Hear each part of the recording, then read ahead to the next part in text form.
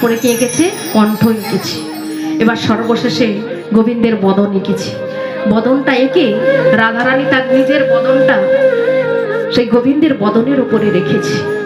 তাই মহাজন সর্বশেষে কি বলছে দেখো, বদনের উপরে বদন দিয়েছে, তাই কি বলছে?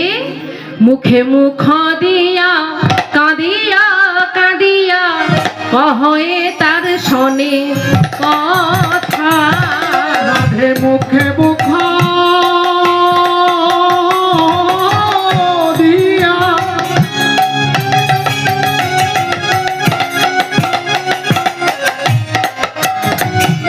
ওই না কাঁদিয়া কাঁদিয়া কহে তার শোনে কথা। কহে যদু না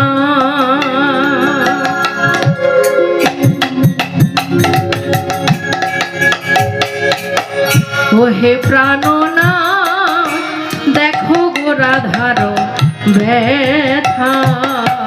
ওহে যদু না দেখো প্রাণনা রাধার মনে কত ব্যথা। তুমি একবার এসে অবধূ দেখে দেখে যাও হে।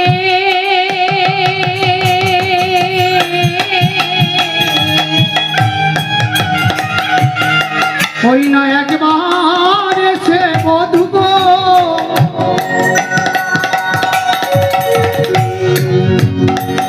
তুমি একবার দেখে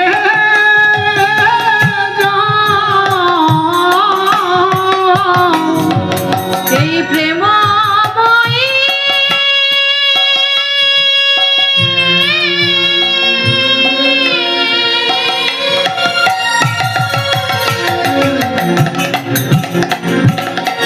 কি যে দশা দশা বলতে হিয়া ফেটে যায়।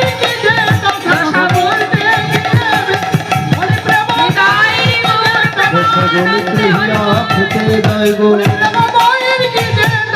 তুমি একবার এসে